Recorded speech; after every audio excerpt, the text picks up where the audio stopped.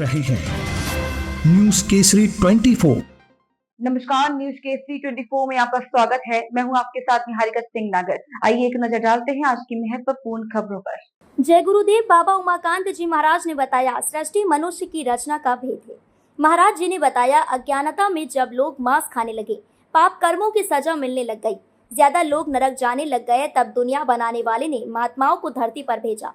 आजकल होटलों में कुत्ते का मांस खिला देते हैं, कुछ पता नहीं चलता, कोई नहीं पूछता, बस जबान के स्वाद में खा लेते हैं। चर्म रोग समेत अन्य रोग मांसाहार की वजह से ही होते हैं।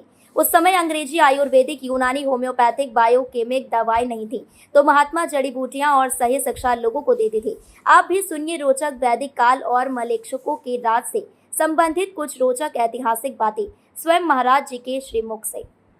लेकिन अब जब खाने को नहीं मिलता और आदत बन गई, जैसे इस समय आदत बन गई मांसाहारियों की, यहाँ पे मांस न मिले तो आदमी को ही मार करके वे खाने लग जाएंगे। जिनकी मांस के बगैर पेट नहीं भरता है, जिनका मांस के बगैर शरीर नहीं चलता है, उनको तो चाहिए।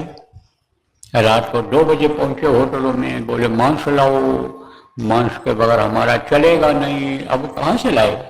तो कुत्ता लगे रहते हैं होटलों के आसपास, खाने को कुछ मिल जाता है, बर्तन बर्तन से जो जूठा निकलता है खाते रहते हैं। मोटे ताजे पड़े और गए, उन्हीं को मार के ले आए और मांस निकाल करके बना के खिला दिया। किसी को पता है किस चीज़ का मांस खा रहे हैं?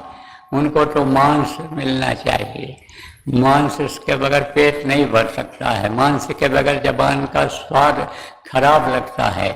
तो मांसाहार उस समय जिनकी आदत बन गई थी तो बढ़ा वो, अब बढ़ा तो कर्मों की सजा मिलने लग गई, नरकों में जाने लग गए। क्योंकि ज़्यादातर देखो ये चर्म रोग जो होते हैं या अन्य रोग होते हैं, ये मांसाहार की वजह से ही होते हैं, गलत खान पान की वजह से ही होते हैं। तो अब इसके उपचार के लिए आपके समझो, उपचार माने दवाई के लिए कुछ करना पड़ता है, ठीक करने के लिए दवाई करनी पड़ती है। तो उस वक्त पर तो ये अंग्रेजी और या आयुर्वेदिक, यूनानी, होम्योपैथिक, बायोकेमिक, ये सब दवाएं तो थी नहीं। उस समय जड़ी बूटियां ही थी, तो जड़ी बूटियों के द्वारा उनका उपचार बताया। उन लोगों ने स्वस्थ रहने के लिए बताया, बहुत सारी शिक्षाएं दी उनको। और जब आचार विचार आहार व्यवहार सही हो गया तो स्वस्थ लोग रहने लग गए। तो वैदिक काल आया था, एक वैदिक काल इतिहास में आया था, पढ़ते हैं बच्चे वैदिक काल। उस वक्त पर शाकाहार बहुत बड़ा था, बहुत बड़ा शाकाहार, और ये शाकाहार पूरे विश्व में फैला था। लेकिन उसके बाद में जो भी कोई बाद में आए, उन्होंने कोई इस पर ज़्यादा जोर नहीं दिया, तब तक आपके आ गया ये मलेक्षों का राज कहा जाता है।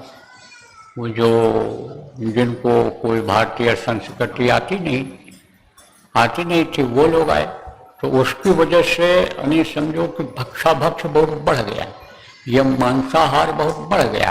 फिलहाल आज की खबरों में इतना ही। आप बने रहिए न्यूज केसरी 24 के साथ।